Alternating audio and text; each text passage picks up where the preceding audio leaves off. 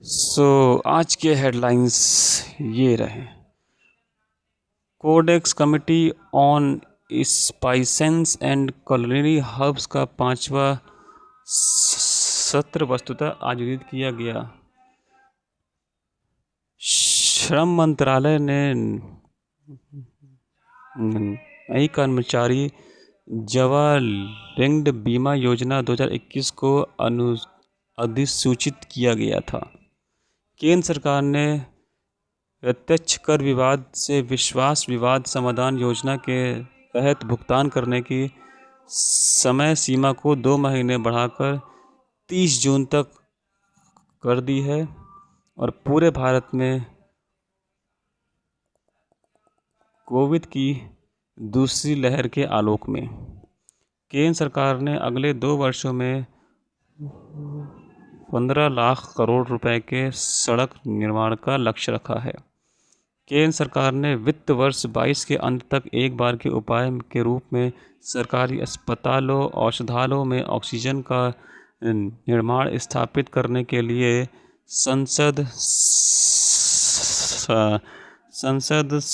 सदस्य स्थानीय क्षेत्र विकास योजना के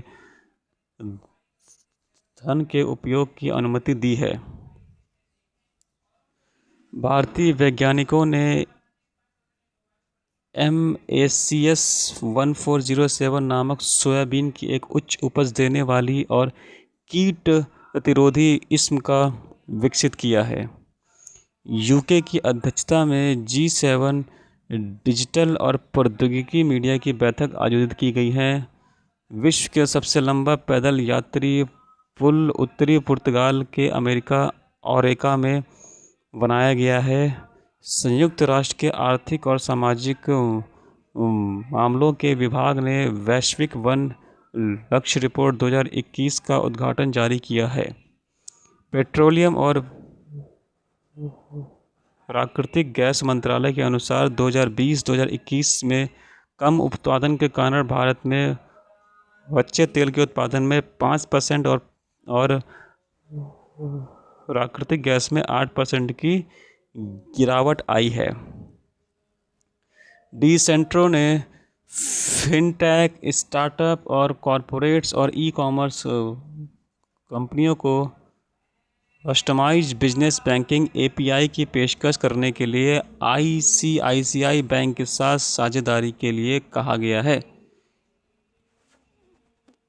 PPI वॉलेट के लिए RBI ने नए दिशा निर्देशों के अनुसार एयरटेल पेमेंट्स बैंक भारत का पहला भुगतान बैंक हो गया है जिसने दिन के अंत में खाता सीमा को 2 लाख रुपए रखा है।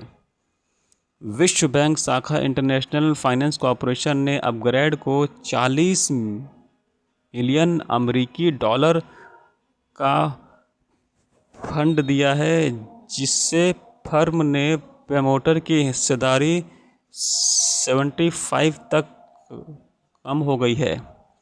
एप्पल ने वातावरण से सालाना 1 million metric ton carbon dioxide को हटाने के लिए $2,000 मिलियन का रिस्टोर फंड लॉन्च किया है।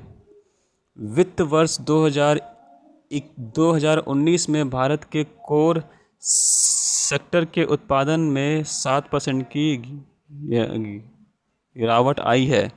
नीरज बजाज को बजाज ऑटो का अध्यक्ष नियुक्त किया गया है।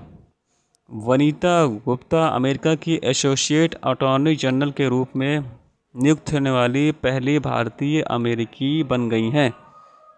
श्रीहरि नटराज ने ताशकंद में उज़्बेकिस्तान ओपन चैंपियनशिप का अपना पहला स्वर्ण जीतते हुए 50 मीटर बैक स्ट्रोक में राष्ट्रीय रिकॉर्ड बनाया है। एस्ले बार्टी ने पोर्शे अरीना स्टटगार्ट जर्मनी में आयोजित पोस्ट टेनिस ग्रांड प्री 2021 में एकल जीता था। नवंबर में दुबई में विश्व शतरंज चैंपियनशिप में रूसी शतरंज इयान का सामना नॉर्वे के शतरंज ग्रैंड मास्टर मैग्नस से होगा। आकाश रैनिसन ने जलवायु परिवर्तन समझाया एक और सभी के लिए नामक ई पुस्तक लॉन्च की गई है। और अब देखते हैं इस पे कुछ ऑब्जेक्टिव सवाल।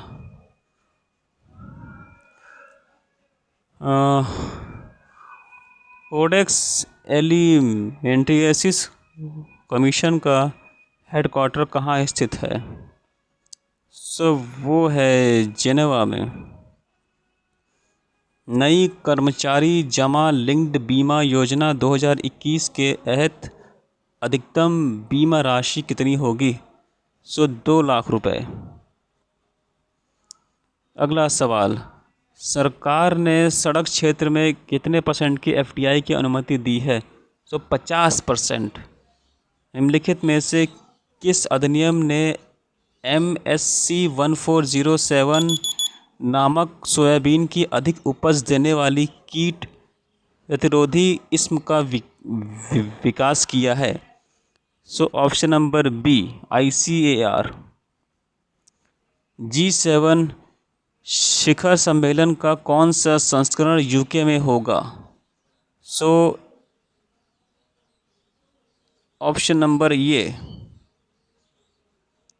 विश्व का सबसे लंबा पैदल यात्री पुल किस नदी पर स्थित है? वो स्थित है राइन नदी पर। वैश्विक वन लक्ष्य 2021 की रिपोर्ट इतने वैश्विक वन लक्ष्यों पर देशों का प्रबंधन को आकलन करती है? 6। इस कंपनी ने वातावरण से सालाना 1 million metric ton carbon dioxide को हटाने के लिए अपनी तरह का पहला $2000 मिलियन का फंड लॉन्च किया है।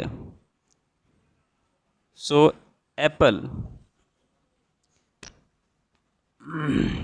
अमेरिका से एसोसिएट अटॉर्नी जनरल के रूप में कौन से नियुक्त होने वाली पहली भारतीय अमेरिकी कौन सी हैं? वनीता गुप्ता। पोश टेनिस में एकल किसने जीता है? Option number 4 Ashleigh Barty. Thank you so much. Like and subscribe my YouTube channel, and if you have any questions you can ask me in the comment section.